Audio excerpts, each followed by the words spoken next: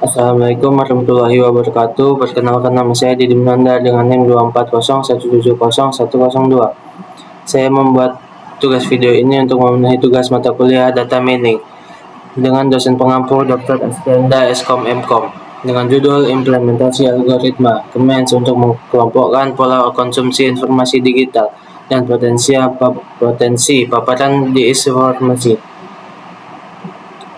Langsung saja. Saat ini penggunaan media sosial semakin meningkat dan telah menjadi bagian dari kehidupan sehari-hari. Informasi dapat tersebar dengan sangat cepat, tetapi tidak semua informasi yang beredar merupakan informasi yang benar. Banyak berita hoaks atau informasi yang dapat menyesatkan masyarakat apabila tidak dilakukan verifikasi terlebih dahulu. Setiap orang juga memiliki kebiasaan yang berbeda dalam menggunakan media sosial. Ada penggunaan menghabiskan waktu cukup lama di media sosial, tetapi jarang memeriksa kebenaran informasi.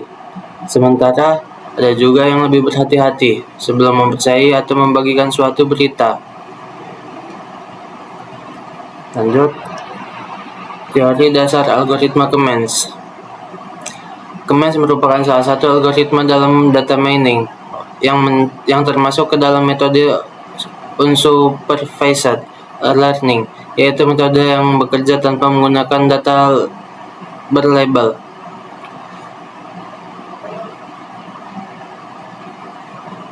Prinsip kerja Kemens adalah mengelompokkan data berdasarkan tingkat kemiripan karakteristiknya. Kemiripan tersebut dihitung menggunakan jarak Euclidean, yaitu jarak antara suatu data dengan pusat cluster dan centroid.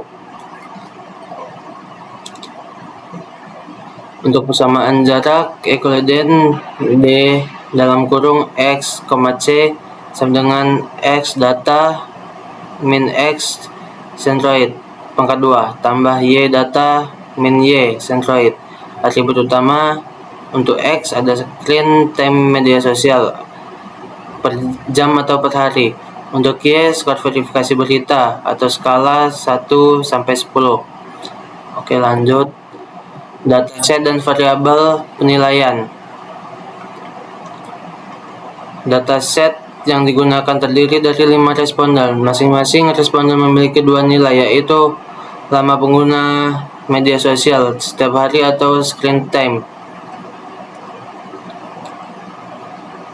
Screen time digunakan untuk menggambarkan intensi menggunakan media sosial, sedangkan skor verifikasi menunjukkan kebiasaan seseorang dalam mengecek kebenaran informasi sebelum mempercayai ataupun membagikannya. Ini inisialisasi klaster iterasi 1.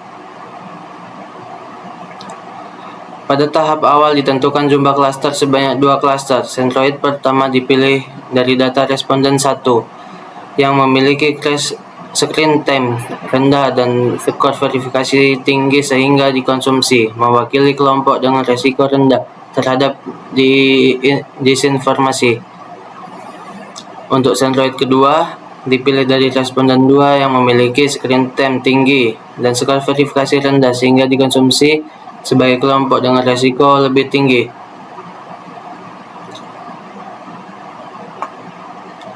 Untuk klaster 1 dengan inisialisasi menggunakan koordinat responden 1 dengan rumus C1 sama dengan 2.0,9.0. Yang klaster 2 inisialisasi menggunakan koordinat responden 2 C2 sama dengan 8.0,1.0.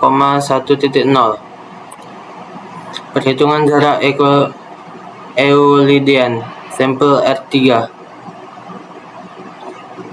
Pada slide ini ditunjukkan contoh proses perhitungan menggunakan responden 3. Jarak responden 3 terhadap masing-masing centroid dihitung menggunakan rumus Euclidean.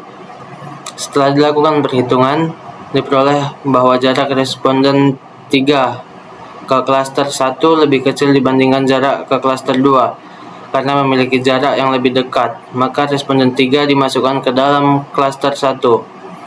Langkah yang sama dilakukan terhadap seluruh responden hingga semua data memperoleh kelompok masing-masing. Hasil pengelompokan iterasi pertama. Setelah seluruh perhitungan jarak selesai dilakukan, diperoleh hasil pengelompokan sebagai berikut. Klaster 1 terdiri dari responden 1, responden 3, dan responden 5. Sedangkan klaster 2 terdiri dari klaster 2 dan 4. Hasil ini menunjukkan bahwa algoritma pertama berhasil mengelompokkan responden yang memiliki karakter serupa ke dalam klaster yang sama.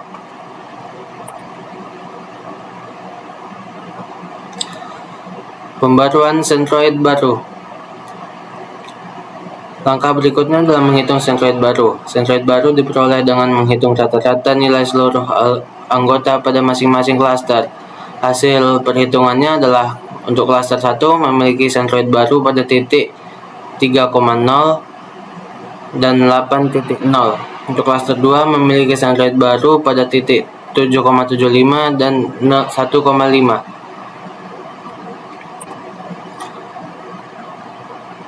Dan ada juga profiling dan evaluasi klaster. Berdasarkan hasil clustering diperoleh dua karakteristik pengguna. Cluster 1 memiliki screen time yang relatif rendah dan skor verifikasi berita yang tinggi. Sebaliknya, cluster 2 memiliki screen time tinggi namun skor verifikasi rendah. Hal ini menunjukkan bahwa kelompok tersebut lebih rentan mempercayai maupun menyebarkan berita hoaks. Kesimpulan dan rekomendasi. Berdasarkan penelitian yang telah dilakukan, dapat disimpulkan bahwa algoritma Kemens mampu mengelompokkan pengguna media sosial berdasarkan pola pengguna media sosial dan kebiasaan memverifikasi informasi secara objektif. Hasil perhitungan manual maupun menggunakan pattern menghasilkan pengelompokan yang sama, sehingga metode yang digunakan telah tervalidasi. Hasil clustering ini dapat dimanfaatkan sebagai dasar penyusunan dalam pemrograman literasi digital yang telah efektif.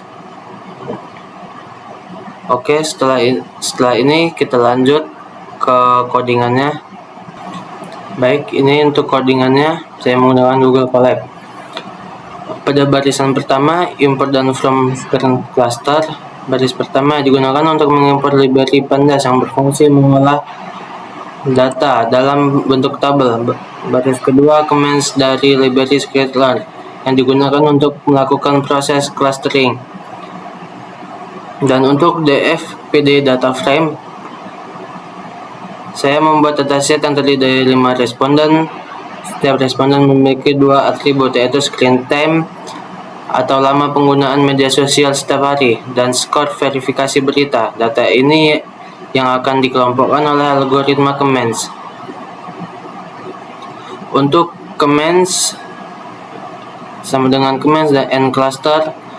Pada bagian ini saya menjalankan algoritma Kemens dengan jumlah cluster sebanyak 2 sesuai dengan perhitungan manual yang dilakukan sebelumnya. Pemrograman kemudian mencari posisi sentroid terbaik dan mengelompokkan setiap responden ke dalam klaster yang sesuai.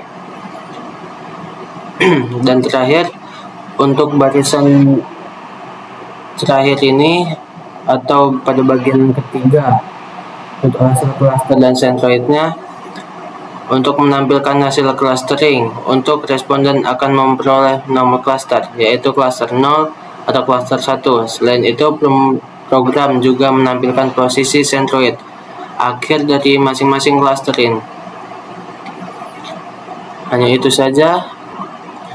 Mungkin kurang dan lebihnya saya mohon maaf. Saya akhiri. Wassalamualaikum warahmatullahi wabarakatuh.